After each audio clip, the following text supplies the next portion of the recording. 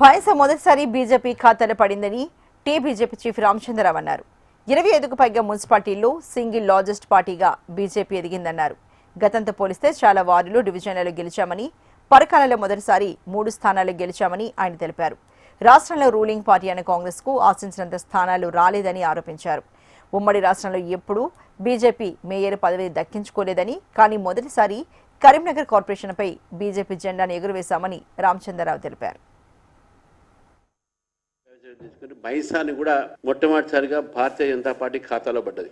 బైంసా అనేది మొత్తం రాష్ట్రంలో ఒక సంచలనమైనటువంటి ఒక కేంద్రం, అది ఒక రాజకీయ కేంద్రం. భారతీయ జనతా పార్టీకి ఇచ్చినటువంటి ఆదరణ చాలా మంది అనొచ్చు, మీకు ఇన్నే వచ్చినాయి అన్నే వచ్చాయి అని చెప్పేసి. ఇవన్నీ కూడా ఏ విధంగా మా ఒక గ్రాఫ్ పెరిగింది, ఏ విధంగా ఎవరెవరు గ్రాఫ్ తగ్గినాయి. మొన్న నేను మాట్లాడినప్పుడు కొంత ఇమ్మీడియట్ ఒక ఇనిషియల్ ట్రెండ్లో ఉండే కాబట్టి చెప్పాం. ఇప్పుడు మీకు చెప్తా ఉన్నాను, మాకు 220లో 204 నుంచి ఈరోజు 336 దాకా మేము గెలిచినాం. మా ఓటు శాతం కూడా పెరిగింది.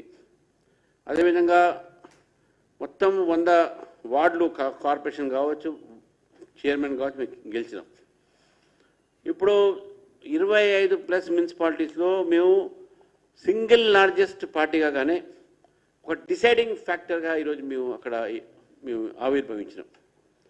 చాలా చోట్ల వైస్ చైర్మన్లు భారతీయ జనతా పార్టీ గెలిచేది. ఇంకా అన్ని లెక్కలు రాలేదు. కొన్ని మెదక్, జహీరాబాద్, సంగారెడ్డి నుంచి కొన్ని వచ్చినాయి. రంగారెడ్డి కొన్ని ప్రాంతాల నుంచి వైస్ చైర్మన్ అక్కడ ఇక్కడ ఎన్నిటికి లెక్క రాలేదు నాకు. ఇక కానీ 25 స్థానాల్లో భారతీయ జనతా పార్టీ నిర్ణయాత్మకమైన శక్తి ఈరోజు మేము అక్కడ ఉన్నాం.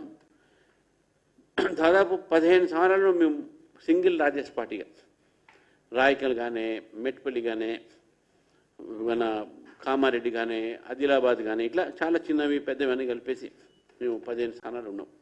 కాంగ్రెస్ పార్టీ కూడా గతంలో వారికి వచ్చినటువంటి సీట్లు చాలా తక్కువ. వారికి వచ్చినటువంటి ఒక 127 ఇప్పుడు వాళ్ళు 70 గెలిచినప్పటికి కూడా 2003లో 2023-25లో వారికి చాలా తక్కువ పర్సెంటేజ్ వచ్చినాయి. అయినా కూడా వాళ్ళు ప్రభుత్వం తర్వాత వచ్చారు. నేను చెప్పే పాయింట్ ఏంటంటే, కాంగ్రెస్ పార్టీ ఆ రోజు దాదాపు మొత్తం తెలంగాణలో దాదాపు భారతీయ జనతా పార్టీకి వారికి దగ్గరలో ఉండే. వారికి వచ్చినటువంటి మున్సిపాలిటీ కూడా చాలా తక్కువ ఉన్నాయి. అప్పటికి రూలింగ్ పార్టీకి డెఫినెట్గా ఒక 80%, 70% రావాల్సిన పరిస్థితుల్లో వీళ్ళకి కేవలం 52% మాత్రమే వాళ్ళకు వచ్చినాయి. దీన్ని బట్టి ఏంటంటే వాళ్లకు రూలింగ్ పార్టీకి కూడా వాళ్ళు ఆశించినటువంటి సీట్లు వాళ్ళు రాలేదు. జనరల్గా లోకల్ బాడీ ఎలక్షన్స్ రూలింగ్ పార్టీకి వస్తాయి. భారతీయ జనతా పార్టీకి ఫస్ట్ టైం మున్సిపల్ కార్పొరేషన్లో ఒక mayor first time in the history of Telangana వచ్చిన తర్వాత first time in the history of Telangana ఈరోజు భారతీయ జనతా పార్టీ మేయర్గా తెలంగాణలో గెలిచింది. తెలంగాణ ప్రజలకు, తెలంగాణ నాయకులకు, ముఖ్యంగా బండి సంజయ్ గారికి నేను ప్రత్యేకమైన అభినందన తెలుపుతా ఉన్నాను.